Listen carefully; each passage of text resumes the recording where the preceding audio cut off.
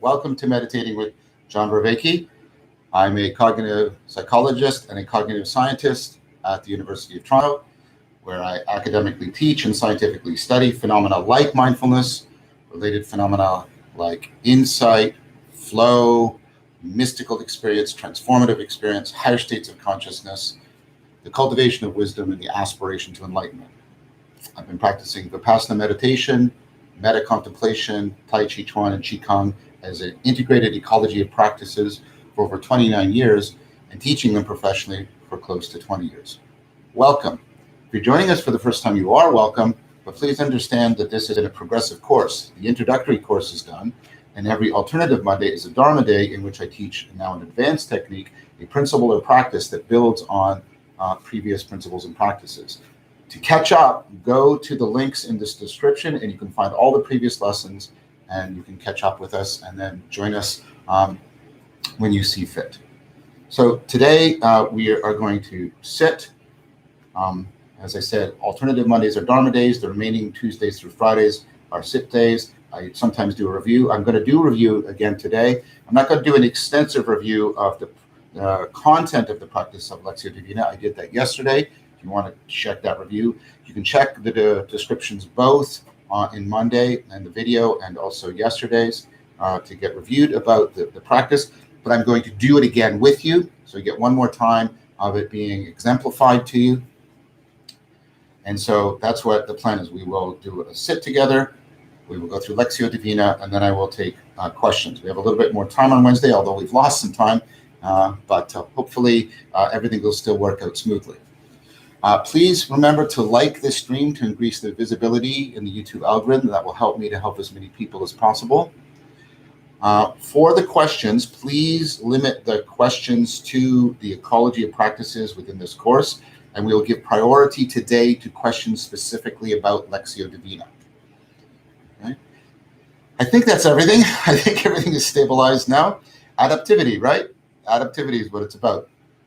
So please get yourself in your posture. Set your phones to do not disturb. We will sit for a slightly shorter time to make up for some of the lost time and to give us a little bit of space for Lectio Divina. So we're going to sit for just 12 minutes this time. We're going to sit for just 12 minutes. So please get ready, and we will begin when I say begin.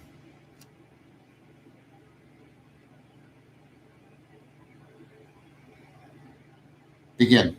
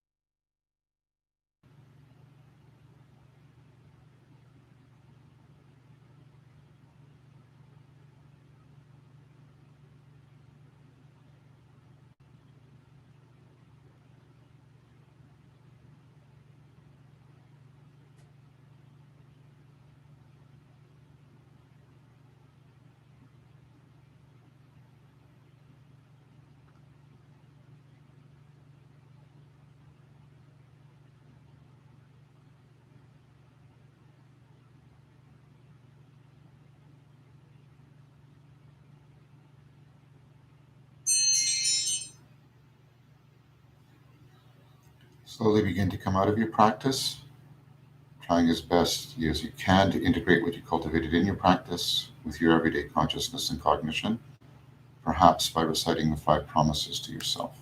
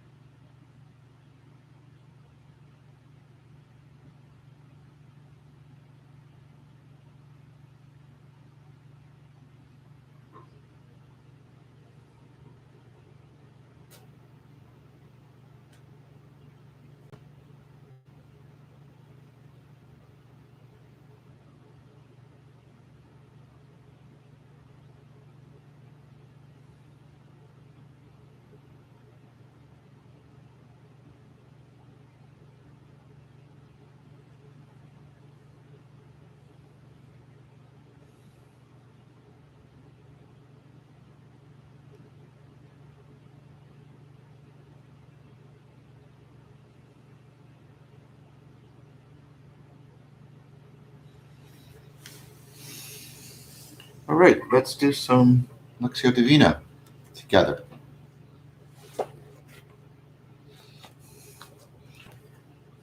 So let's start with the sacred prose. Again, this is The Enlightened Heart, an anthology of sacred poetry. We'll start with the sacred poetry. The Enlightened Heart, an anthology of sacred poetry edited by Stephen Mitchell. Excellent translator. This is a poem by Rilke. Of course, it's translated from the German. Nevertheless, even in translation, I think it'll still sing to you. So, enacted engagement. I set my intention, coming into a state where I'm intending for reverence and I'm reading for transformation. Ah, not to be cut off, not through the slightest partition shut out from the law of the stars.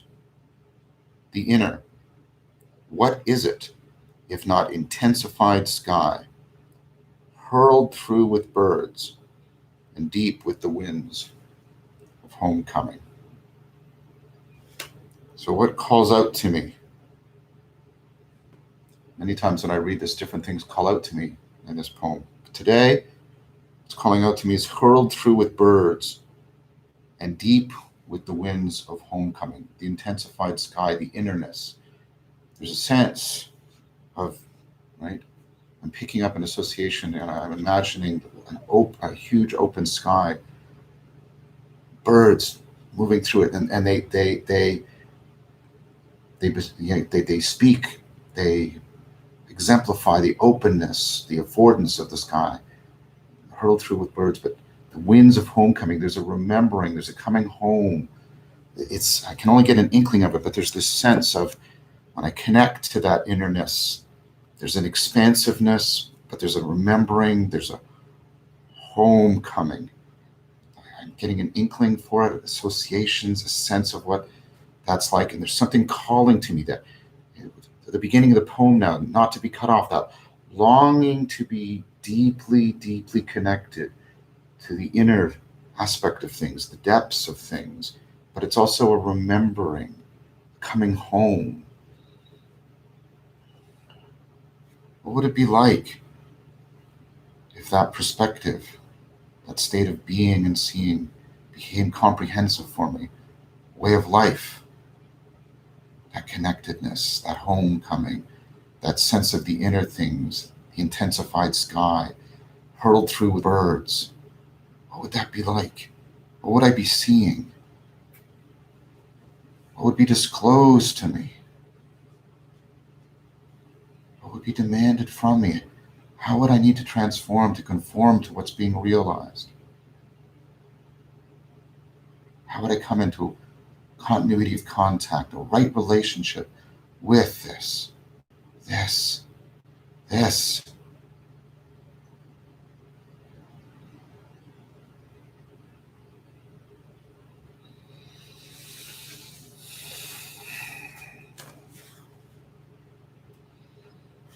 The Sacred Prose, The Enlightened Heart, an anthology of sacred prose edited by Stephen Mitchell. This is from Philo, He's a Jewish Middle Platonist from around the time of Christ. He's considered by many people the first actual theologian. Today, and it's in quotes because he's referring to the word, today means boundless and inexhaustible eternity. Periods of months and years and of time in general are ideas of men who calculate by number. But the true name of eternity is today. Boundless and inexhaustible. So what calls to mind immediately is the shared fiction that it's Wednesday, that somehow there's Wednesday around me. But of course, there's no Wednesday. This is Odin's Day. Before we had the Norse interaction with the Norse, we didn't even have the term, and we didn't even cut up time like that. And we were hunter-gatherers, we didn't even have the calendar. There's no Wednesday. But that doesn't mean there's no time in the sense of presencing. And can you sense it? Like the inexhaustibleness, the boundlessness that's here right now, always. And that always, but it's not a static always. It's a, right? It's the today, the here-ness, now-ness, right? That boundless, inexhaustible, but not static always. That's the true name of eternity. How appropriate for the fourth stage of Lectio, right? When we're trying to realize the ecstatic eternal. So I come into this. I'm already doing it. See, I'm already picking up on the terms, the inexhaustible, the boundless. I'm already seeing this. I'm enacting it. I'm doing it with you. I just did it. And then it's with that realization that just came. Sometimes it does that. It comes spontaneously. You don't even have to go through sort of explicitly the stages. They just unfold for you. And I get that sense, what he's talking about, of it, that the true name of eternity is today, but not the today of a Wednesday, but the today that was just disclosed to me.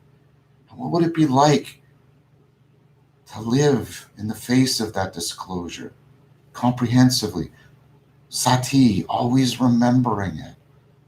What would that demand from me? What would I need to constantly remember? How can I conform more to this? What is needed? What is calling to me? How do I come into more of a conformity with eternity as the always but not static, inexhaustible, boundless today? And then how are those two now talking to each other? The symptomata. To not be cut off. The inner sky, the eternity. They're talking to each other. They're singing to each other for me. It's like it's palpable. It's a presence.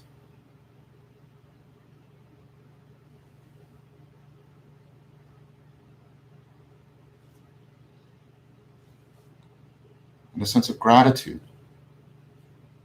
I got to a place that I couldn't get to on my own. I got to a place because of the logos, of the texts. Gratitude for that, gratefulness. Try to commit myself to remembering throughout the day these realizations, to re-realize them. The connectedness to the inner intensified sky, the homecoming, but also the today that is eternity.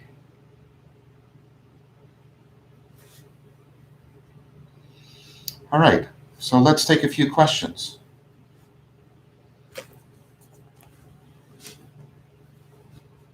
The mad truth. What if what is salient is dark or sad? Are you avoiding this or going deeply into this as well? Go deeply into it. If the emotional association is sad or if it's dark, there's something that needs to speak. If it resonates with you, there is something that needs to be seen. There's something that needs to speak. There's an insight that needs to occur. This is not about feeling good. This is about feeling real. Those, right? Ultimately, those are the same, but that requires a deep change in what we mean by good. Good doesn't mean comfortable. Good means the right relationship to what is most real. That's what enjoyment used to mean. Joy isn't pleasure. Enjoyment. being in joy, by being in that connectedness to what really matters and is most real. So in that sense, yes, you should, if what leaps out is dark, what is needing to be spoken? What is the insight? What do you need to see that you're not seeing? Rani Chan, how to avoid interruption in my meditation because of my own excitement for the feeling of thought absence. Oh, sorry. Normally I can give sort of like, here's what you do, and right. Yeah, I know what you're talking about. Just keep doing it, and so you have to get to the place where the novelty of the thoughtless space isn't so novel, and you can only deal with novelty through repetition, through time. I'm sorry, I wish I could tell you something you can do, but for this, and I know what you're talking about. Went through it, and everybody does, and you just have to get to a place where, right, it loses that novelty. Now, here's the thing. There is a bit of a thing that you have to pay attention to, right? That it shouldn't lose its importance because it loses the salience of novelty. It should become salient to you, not because it's novel and it's jumping out and you get all excited, but because you're internalizing it. You're taking it to heart. You're weaving it into the very fabric of your consciousness and your sense of self. Karima. Hi, Karima. I believe you were on the Discord server on Monday. Thank you for that. Do we need to read chapters in order? For instance, in Shaw's book on Iamblichus, I wouldn't read. I mean, if you're going to use it as your sacred prose, I think maybe that's what you mean. I would read the book first through. You have to read something. You have to first get something informatively. That's like a platform. This is talked about in all of the steps on Lectio Divina. You have like the literal reading. You have to get the informative meaning. And that's a platform for the transformative reading. So I would make sure you understood Shaw, you've read it back to front. I think perhaps you have. You've got that thing. And then you can read it as you intuitively see fit. Okay? Lisa Carlucci. During the Vipassana, is it okay to use mantra or imagery like a white bubble around to help, or is that not a part of the practice? So, as I've said before, like we do use a mantra, it's in, out. You can use imagery, but here's the thing. Are you looking through the image at the movement of your breath? Are you listening through the mantra to the sensations of your breath? Or are you looking at the mantra and at the image? If the images are a lens that help you focus, if the mantra is a lens that help you focus, use it. But if you're just looking at the mantra or the image and starting to play with the mantra itself or the image itself, then it is an impediment to the practice. Rawad Jonas. In the prajna practice, when applying metta, I'm usually imagining a person or a landscape or a creature while exhaling.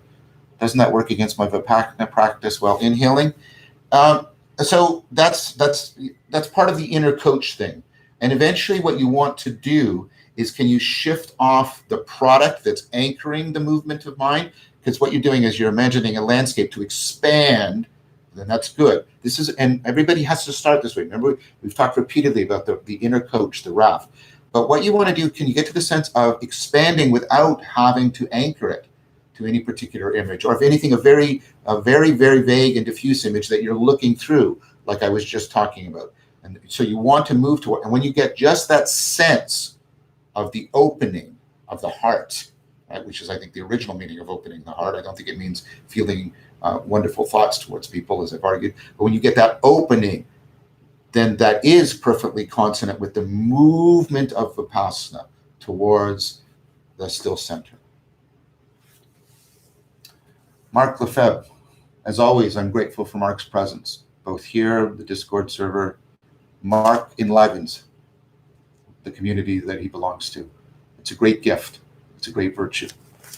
Ecstatic Eternal, is this the practice of our participating in new agent to arena relationship? Are we building cognitive flexibility through the imaginal psychotechnology? Exactly. That's exactly right. That's exactly what's happening. You are doing a kind of insight at the level, you're doing a restructuring and insight at the level of your participatory knowing of the agent arena relationship. And for those of you who don't quite know what Mark's talking about, he's talking about ideas that are developed in the video series Awakening from the Meaning Crisis or in the discussion series Voices with Vervaeke. Kira Kroger, to clarify an earlier answer, are you saying that you should have read the prose all the way through first and understood it?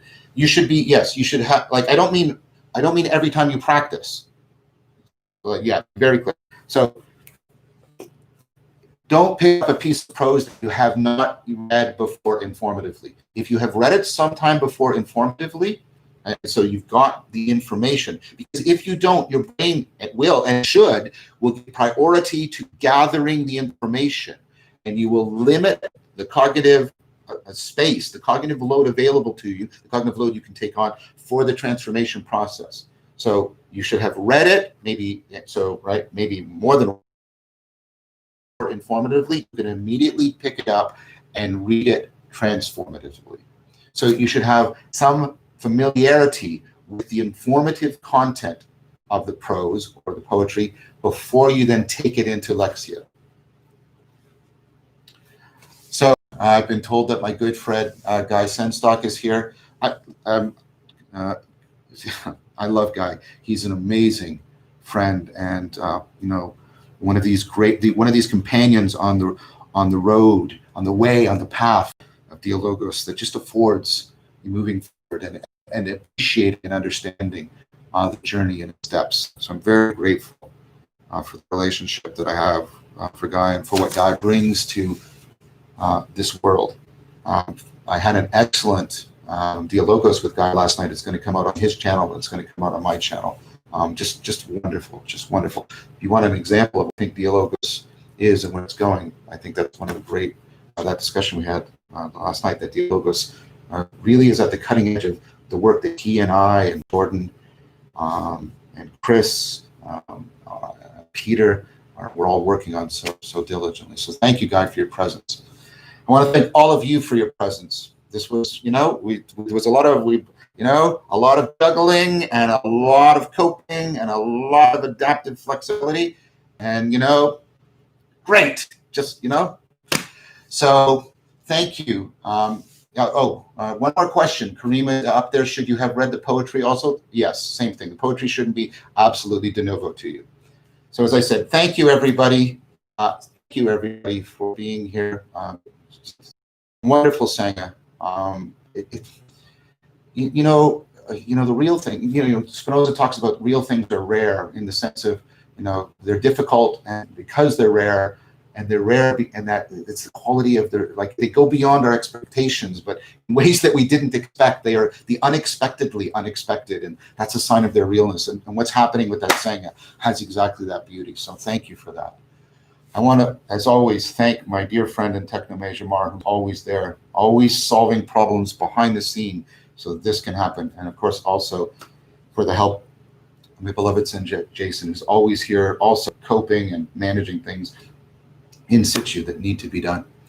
Please subscribe to the channel, notified of the next video, and also find links to the lecture series that I've mentioned, Awakening from the Meaning Crisis, and to the discussion Voices with Vervaeke. I mentioned the one that's going to come out on Guy's channel, and Voices with Vervaeke, where all these things are they're explored and they're developed in depth, and you can situate this practice within a much more incomprehensive way of life. Invite others who might benefit from this practice by sharing this series. As always, I strongly recommend, Pleasure of Doubt. Brett is here. I was on there on Monday. It was beautiful. If you can, there's links in the description. Go to the Discord server. There's people who have done this sitting, right, as a practice and are there ready to talk about it. There's a community who wants to situate this in the broader project of cultivating wisdom, awakening from the meaning crisis. So there's it's there. Go. It's there for you. It's beautiful. A reminder that we are doing this every weekday morning at 9:30 Eastern Time. A reminder that continuity of practice, more important than quantity of practice. There is no enemy worse than your own mind and body, no ally, no true friend, no true companion on the way greater than your own mind and body. As the Buddha said, be lamps unto yourself. I'll see you all tomorrow. Take good care. Bye-bye.